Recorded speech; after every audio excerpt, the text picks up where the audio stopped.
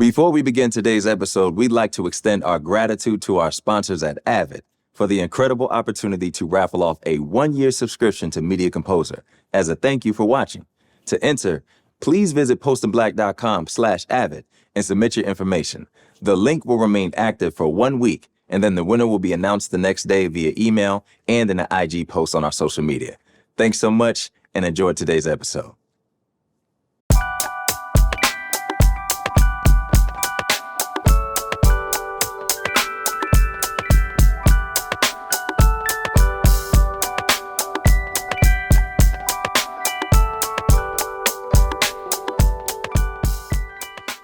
Hello, everyone, and welcome to another episode of Post and Black, where we celebrate Black excellence behind the lens. Today, we have the Honorable Kaela Brown, colorist in the building. What's going on? Yeah, good. How are you? We are excellent. And you know what? We're gonna be honest.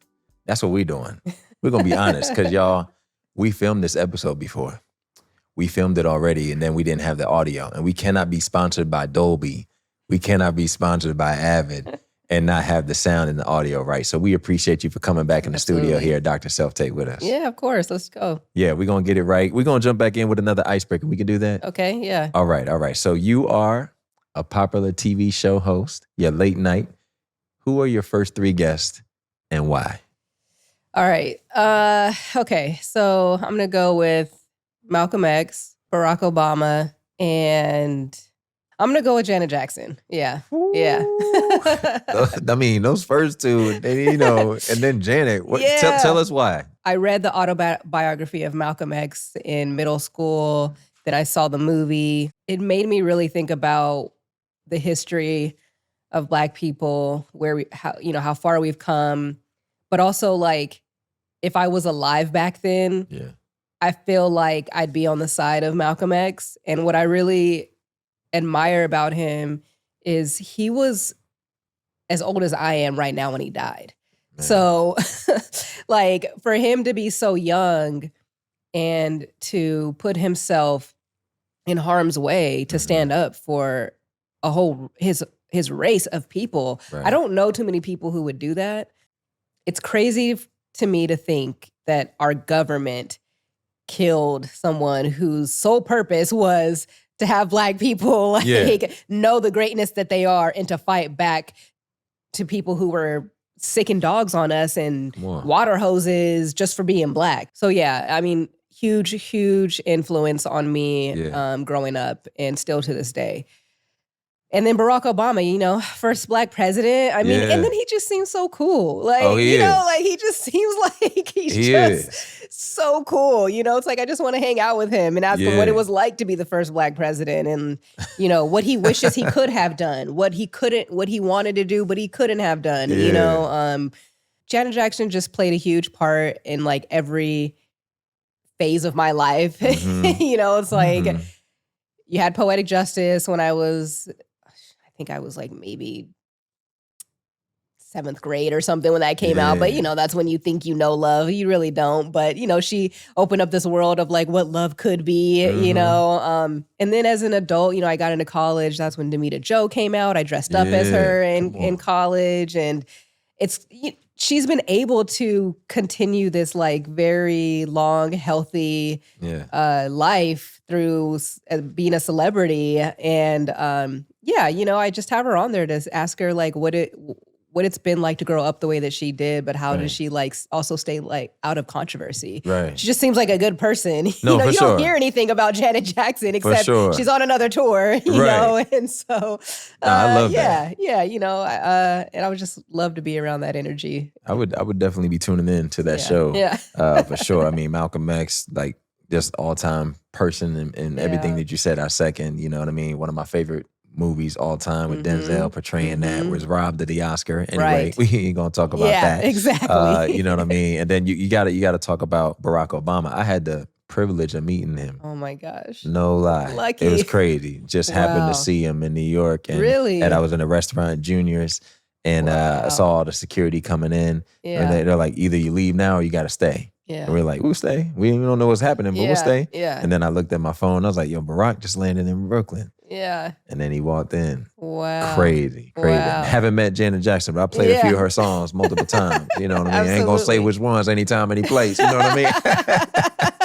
But exactly. but it's she's the real one. So I love it. I tune in for sure. We got to the black part. Now we're gonna get to the post part. Yeah. You know, you are a colorist, but not just that. You have some background in a few different areas. Can you talk about your expertise? What is your background in post-production and how did you get started? So I majored in journalism and I went to school in the Bay up north, and I had a job set up for me in LA working at KMBC in Burbank. And so I did that for a year. News is very depressing. So I told my boss at the time that I wanted to stay in TV, but I did not want to do news for the rest of my life. And she gave me a recommendation to a TV company that produced shows like home video shows, most daring, most shocking, people who catch things on video camera and send them in. And I did that for a little bit. And then I got a job at this company that does marketing for TV shows. Ellen DeGeneres, Queen Latifah when she had her show, Katie Couric, Live with Regis and Kelly, stuff like that. They produced all the promos for those shows. And that was my first job in post-production. And I was a post coordinator. That's where I learned how to do light assistant edit work. Not really color grading, but after that job, I got a job at this small visual effects company that did all of the post-production for like Drunk History, so a couple of Nickelodeon shows, some YouTube shows, and that's where I really started to understand and learn how to assist the colorist. And and then I didn't really know what I wanted to do, but I was like, oh yeah, this seems interesting, and maybe I'll get into it. Started teaching myself a little bit, which I do not recommend. Like you should definitely get a mentor, tell someone that you want to do it.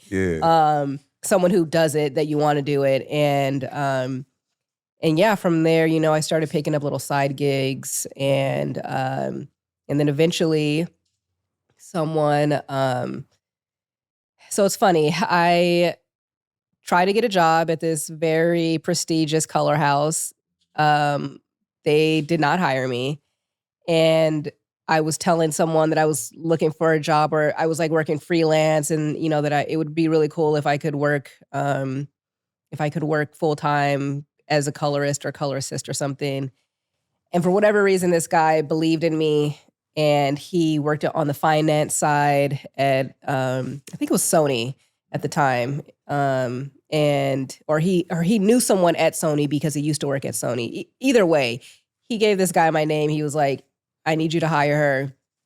And he gave my name to the same company that I had been rejected at. And they were like, this executive at Sony, he gave us your resume, and we're going to hire you, basically. So it is true. It's not about what you know, it's about who you know. I mean, I am living proof, and I owe my career to that guy. Like, I don't know what made him do that. I didn't ask him to. Yeah. And that was where I really started learning, color grading, note structure, how the top colorists grade, and then Marvel hit me up, and I like, it's still to this day I cannot believe it, right? Like someone sent me an email from Marvel. They were like, we're looking for a color assist. We want to do a Zoom interview. This was like right at the end of COVID. And I'm like, okay, sure. And I felt like I bombed the interview. I'm like, they're not going to hire me. Like who even told them about that? Doesn't happen. Marvel doesn't just hit you up. I still think someone gave my name and they're not telling me who they are. And I even hit someone up who I knew that worked at Marvel. I was like, do you know this person who like emailed me? They're like, yeah, she works there. She hired me. And the rest is history. Yeah, I've been working at Marvel for the past 3 years. Yeah. look, that story, I didn't want to interrupt or say anything about it because there's so many moving parts to it. Yeah. But to see the journey, and you said something there, you talked about Marvel, and what you said about it is true. It's like, that's a dream. to have Marvel send you an email, say, Yeah. hey, we want to hire you, have an interview. Like that, Yeah. there's so many people out here like, I just wish Warner Brothers would just, I could slip my resume underneath there and I'll be Yeah. on a show. Yeah. But the part that I'll go back and start with is you started as an editor in a way. Kind of, yeah. And kind of Assistant as an editor, editor. assistant editor. Yeah. And that's something that, would you say it helped shape your post career in a way too? Obviously, you're shouting out Yeah. the mentor, the recommendation, Yeah. but you understanding film and breaking it down that way, what was that Absolutely. key that added to your experience and to your knowledge? Yeah, part of being a color assist is knowing how to set things up for the colorist, how to bring things in for the colorist, and Right. you only learn that being a an assistant editor. And so it was because of that company that I worked at, the promo company, Yeah. where I learned how to do all of that, that I was able to continue throughout my career. They knew that I knew how to do these things, so it helped that I had that knowledge. Yeah. So I was able to bring that with me. And a lot of jobs, that I had prior to working at Marvel was that I knew how to do assistant edit work and I knew how to set things up for the colorist, because not a lot of people do that or want to do that. A lot of people just either want to be an assistant editor so that they can become an editor, Right. or they just want to be an editor. Right. Not a lot of people are like, yeah, I want to be a colorist, so which also helps me out because like It's not that man. It's a it's not field where that you competitive. It's competitive, Exactly. but it's not For as sure. competitive as like trying to be an editor. You No, know? definitely. What about being a colorist stood out to you that said, you wanted to go that route? Because obviously you're assistant Yeah. editing, but then you jumped in and now you're full time in coloring. Like, what about it that stood out to you to say, I want to do that? I mean, we're looking at the vibrant colors right now. Yeah. You know what I mean? Like, I ain't gonna shout you out. I Feel me? mean, I've always liked to coordinate and like match, Got you. but Come to be honest, my dad was someone who introduced me to taking pictures like on a camera. And in high school, I really enjoyed the camera or photography class that Yeah. I was in, and we learned how to develop pictures in the darkroom and stuff like that. And I originally wanted to be a photojournalist, but when I went to San Francisco State, they didn't have a darkroom. So I was like, well, I guess I'll just be a journalist because that's the fun part of it. And what I learned after assisting several different colorists is that coloring is also very similar to when you take a photograph, right? Like there's a lot of paying attention to light, shadows, things of that nature. And I really just like the artistry of being able to tell a story through the use of color and color science. And it's a very tedious job, it's meticulous. You have to be patient. What I love is being able to tell a story through the use of colors, whether it's a horror film and you want to lean a little more into blues and greens, or if it's a comedy and you want to make the colors pop a little bit more. If it's a drama, then you can get a little more fun with it. You can go whatever way the DP wants you to go. And I really like the collaborative part of it. You're working with a group of people who want to be able to tell this story through color. And what I think is really cool is that the viewer doesn't even realize it's happening. So yeah, I just, and I love being in a dark room. Again, we're coming back to the dark room, Yeah, right? you Like still I'm have still that. in a dark room. I'm Yeah. not developing pictures, but in a I way, am you are developing pictures, developing, right? right. Like moving pictures. Right. So I guess, yeah, now that I think about it, sitting here talking to you about it, I just think realized I am in a you dark are, room. You are in a dark Like, room I'm doing doing it. what I always wanted You're to do. always So- doing just a different branch Yeah, of it. yeah. You talk about it, and were there any, like, once you really knew that's the journey you wanted to go on, were Yeah. there any films or projects that stood out to you where you were like inspired by or mesmerized by the colorist, and you said, wow, I like the way they use the color palette there? Yeah, that's a great or question. this was something that really, shout out to our producer Tatiana Johnson. She said, I want to know this answer. That's a great question. Wow, let me think about that for a second. Because there's a lot of good things. I mean, There specifically, are, yeah. I can think of, we use it as an example a lot, but Insecure, we just talked about Yeah. how we lit, and I say we like I was on the show, but Issa and the team Yeah. lit the characters. Yeah. Specifically, obviously Issa's character, and they were at dinner or all Yeah. the different dates she went on, or just the Yeah. lighting of the skin tones and all of those different Yeah. scenes they had. Was there something that's something that we Insecure use was a in? good one. Yeah, I'm trying to think though. I like Moonlight. You know what I mean? Moonlight. You Moonlight feel was me? a great Those one. blues, those Moonlight purples. is a great I don't know one. much about Yeah, coloring, but I know that was what it was supposed to look like. Yeah, Moonlight was really good. You know, it's funny, like sometimes you look at or I'll look at an old, when I say old, I'm talking like early 2000s. But Yeah. it's crazy because like 1990s used to be old, but now it's like Yeah. ancient. For sure, right? But you look at old stuff and you know, there's like some films where they lean really, really heavy into like greens, you know, like, I don't know, The Matrix or something, you Yeah. know? And it's like, God, I wonder like what the thought like process was for that. Yeah. You know, like it's just so green, you Right. know? But yeah, I would say that I'm trying to think if I saw something recently. It sucks because, and I know I'm gonna get shit for this, but Sinners, I'm going this weekend to go see. And I heard that the color is amazing on Yeah. that. And I really want to go see it because some people that I collaborate with were like, you need to go see Sinners because we're going to ask you to do some of that stuff. So I really want to see it. I don't know anything about it, which is crazy. Nobody's spoiled it for me. Okay. I won't say anything. I'm going to see it again. But yeah, I'm seeing it this weekend. So I wish I would have seen it before this, but I would say, honestly, I would say any Spike Lee joint. Okay. Any Spike Lee joint. There's a movie, and I can't think of it.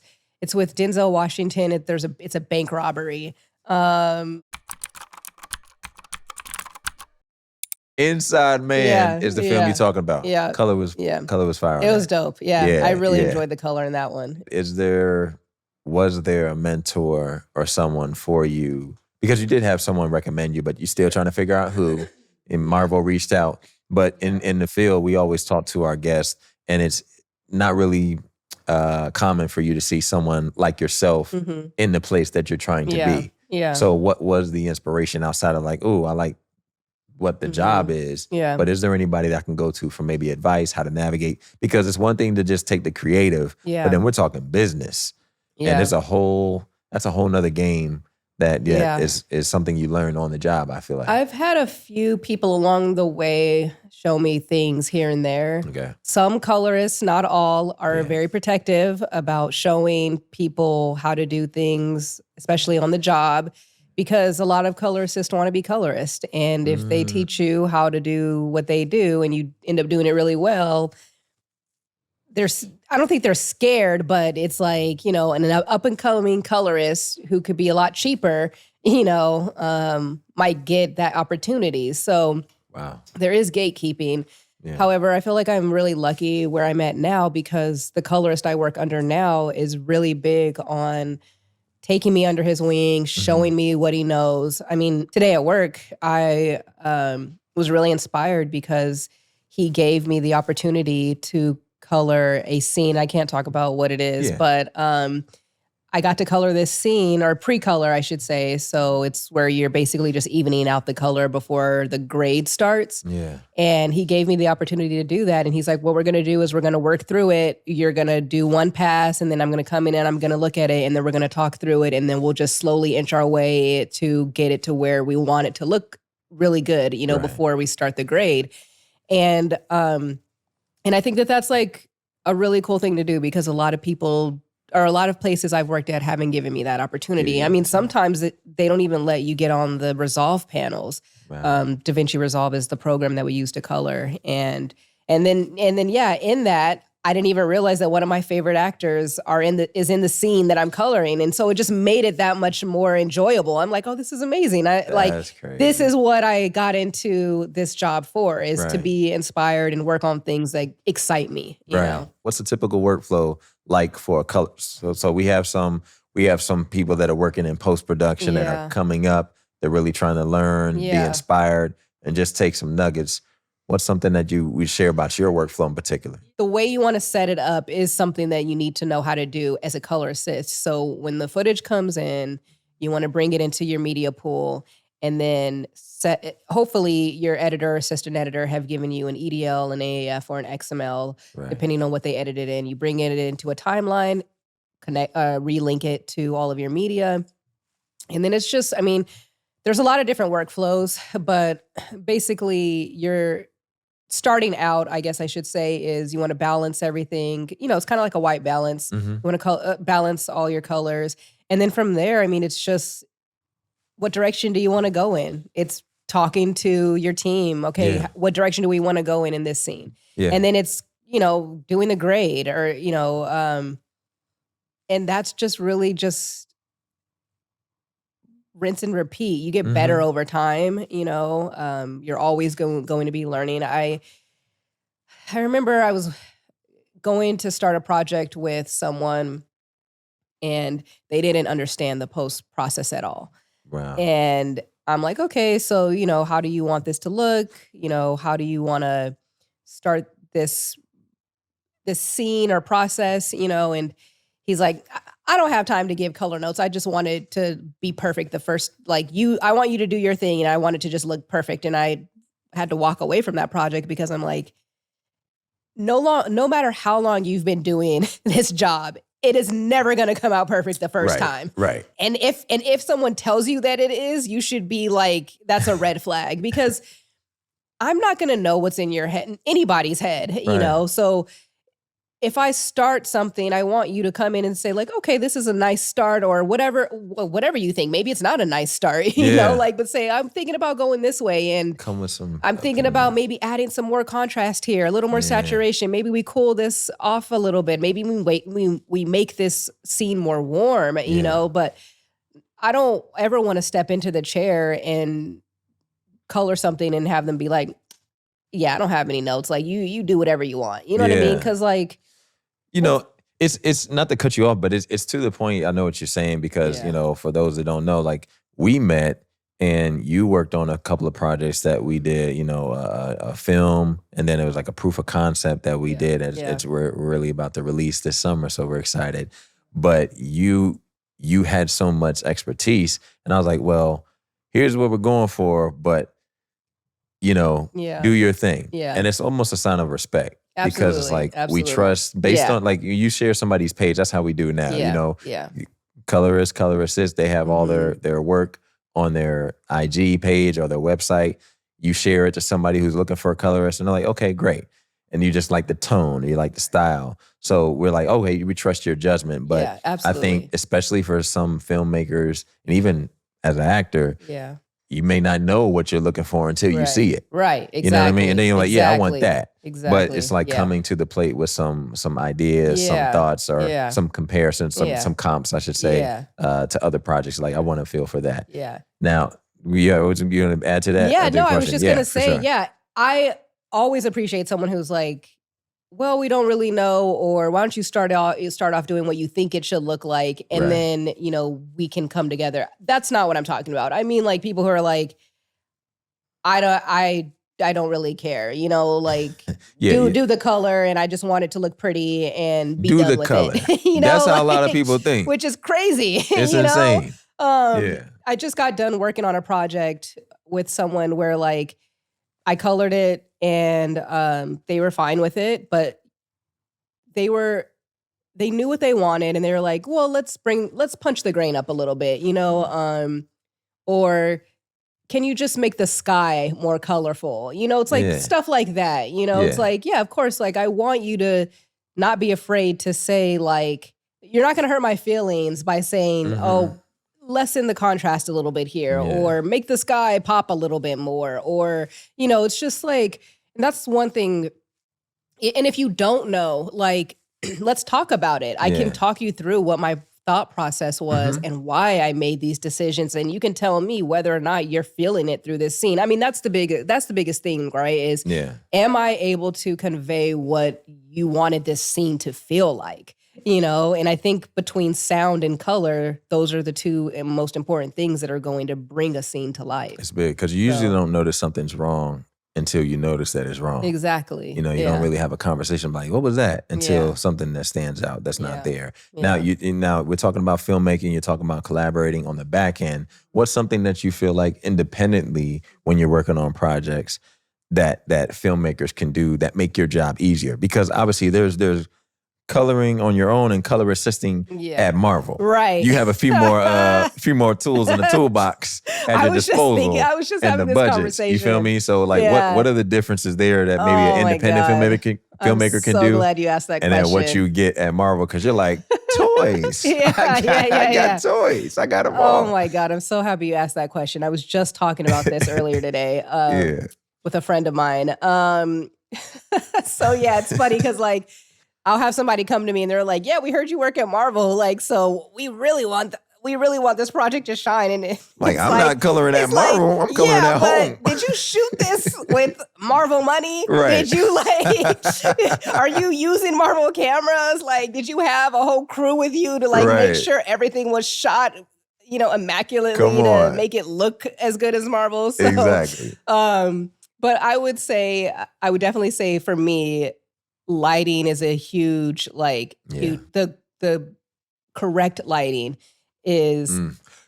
Explain correct lighting. Yeah. We're trying to help the people. Yeah. Okay. So what I mean by that, or it's not even correct lighting, right? Because a lot of things can, impact your lighting. Clouds can come out of nowhere if you're shooting outside. I would say but that's what you got to pay attention to. There are people who'll be like, there's clouds coming in. We're going to take a break till they go away. Yeah. If you have the time and the budget to do that, I would say do that. I mean, of course, in a perfect world, we would love for it to be bright and sunny every time we shoot something, but that's just not the case, So for instance, if you're shooting in a dark basement, right? That's fine if you want it to be a dark shot. But if you light it really with good lighting, like right now we're in great lighting. Right. But let's say you lit this and you're like, well, I want it to feel kind of dark and, scary.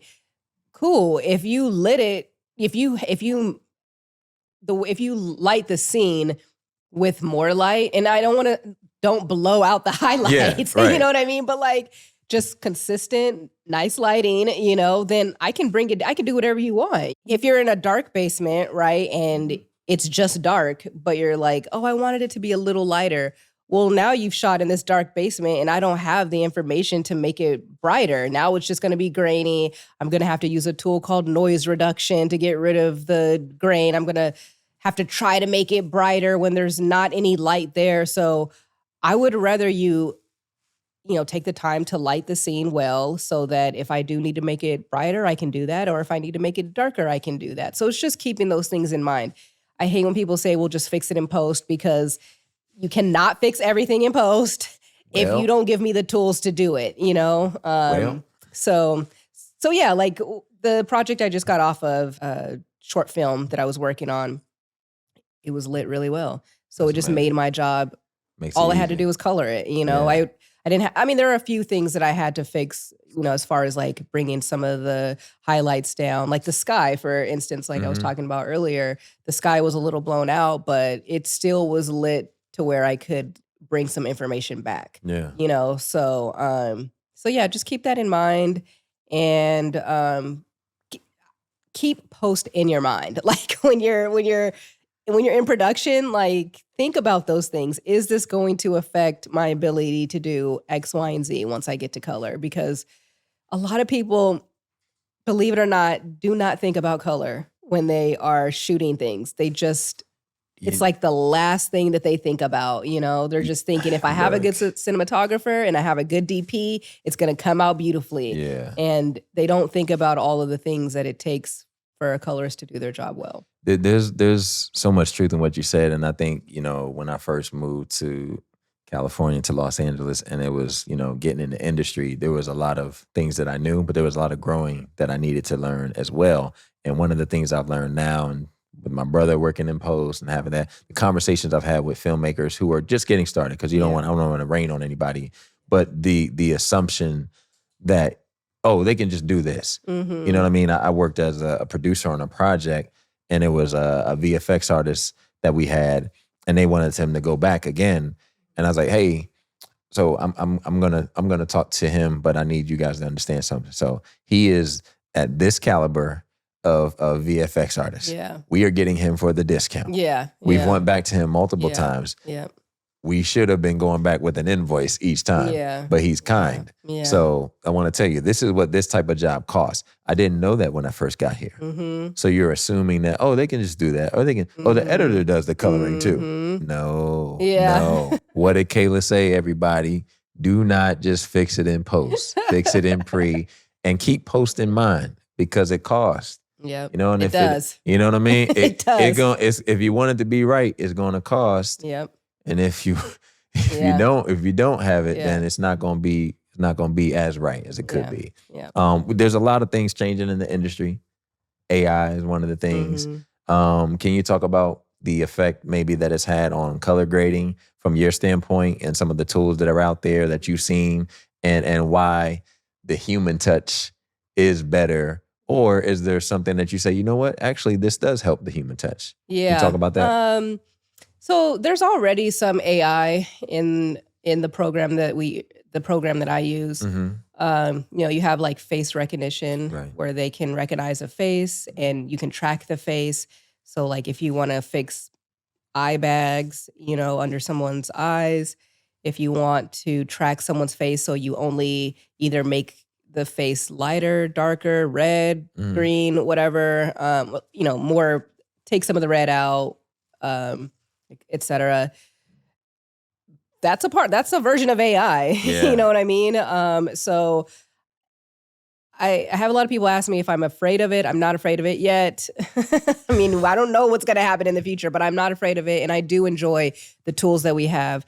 And I will say that I'm sure they will figure out a way to create an AI tool that will just be able to make like a baseline grade on something. But I think that directors and producers and the team that comes in for color sessions will always prefer to be able to talk to a human being and say, like, this is what I want to do. I don't know that we're there yet to where you can just tell a computer, like, I don't know. I mean, Chat GPT is it's doing a lot. crazy. Yeah, it is. So maybe we will get to that point, but at least for right now,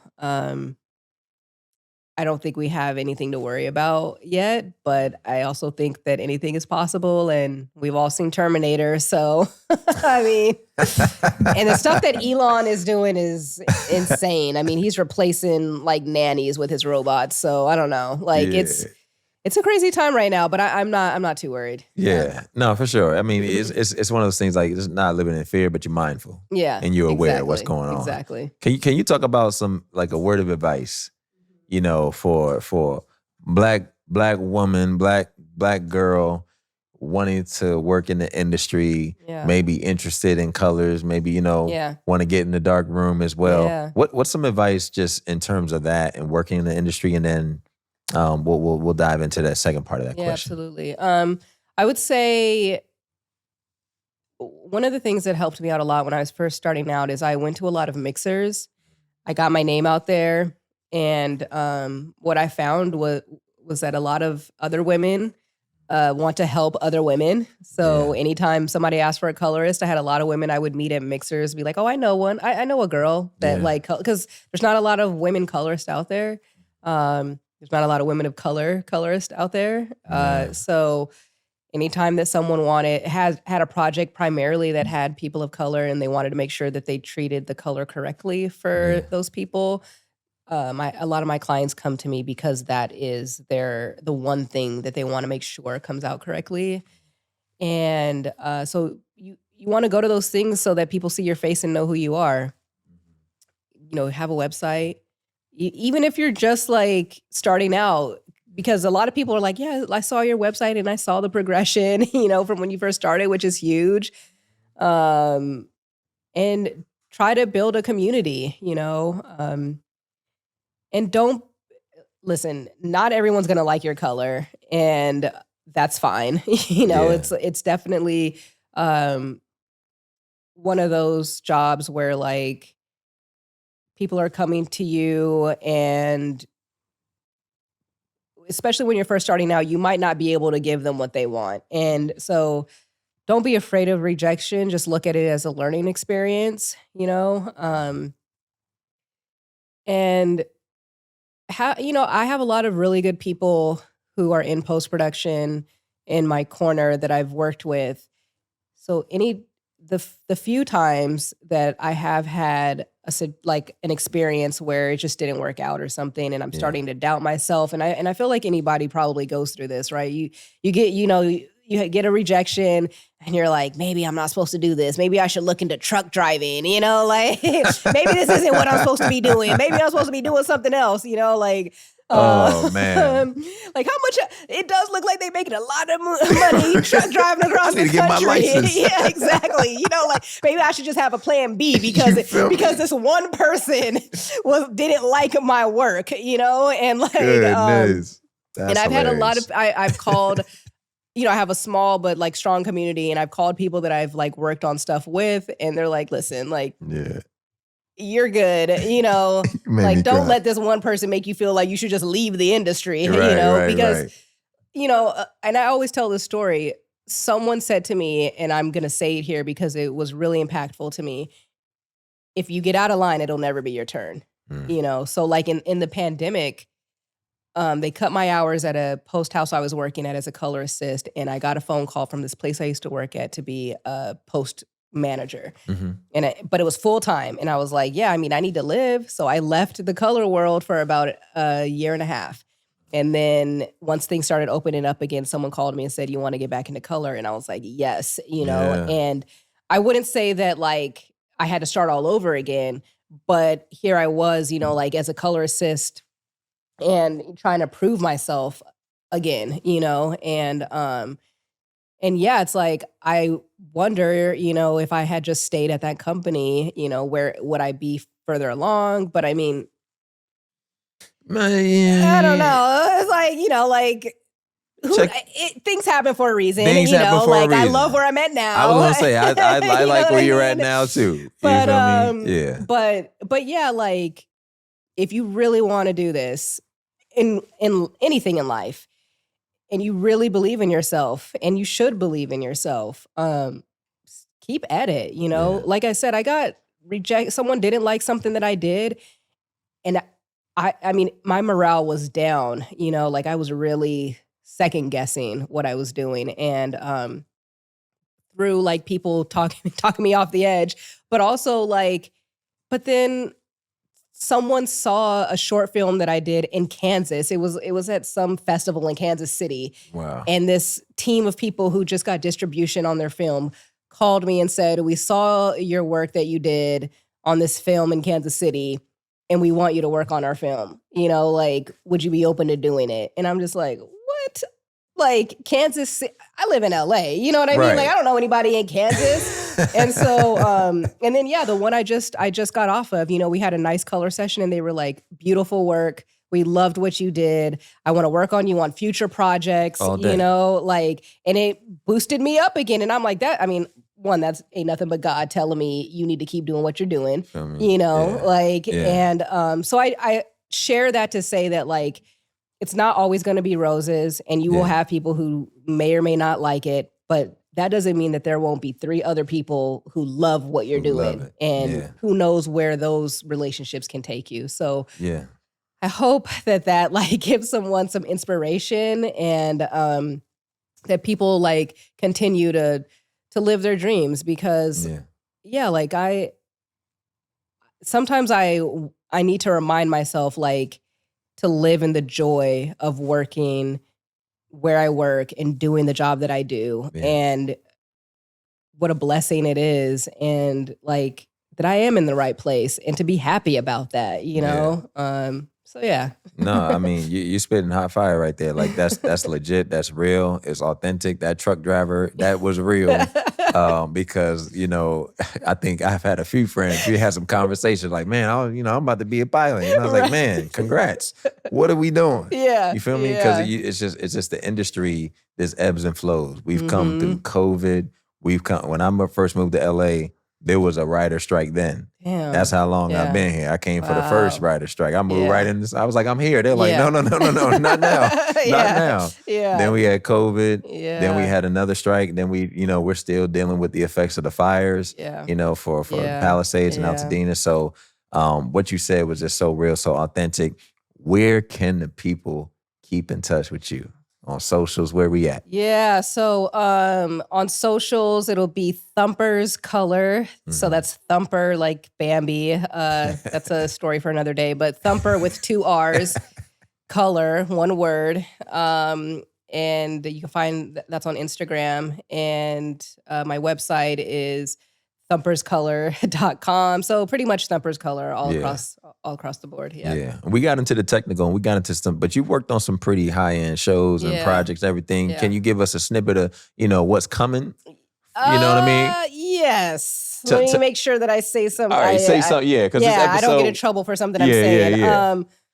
So yeah, I'm at Marvel. So I think it's pretty well known that Daredevil is coming out with a second season, right? Yeah, so exactly. Okay, so that's coming out.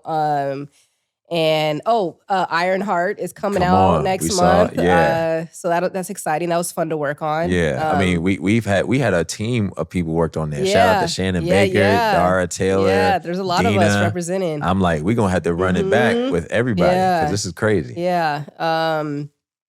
Wonder Man is coming out in December. I worked on that. Yeah. Spider-Man is already wrapped the new animation that came out. I worked on that, so check that out. Yeah. And there's a Wakanda animation that's coming out, and I think in August. So check that out. Can y'all hear what she just said? Oh, the Wakanda. You're like, you know what I mean? You know what I mean? Talking about like to be blessed to be working on those projects. These are all time names that you're saying. It's not no small business over here. That's why we're so proud. It's pretty awesome. Thank you. You feel me? Like Terry was an amazing project, but also Honesty that you worked on with us, our proof of concept that we turning into a bigger thing. So you have been around and you just getting started. Yeah, I hope to be around for a long time, you know.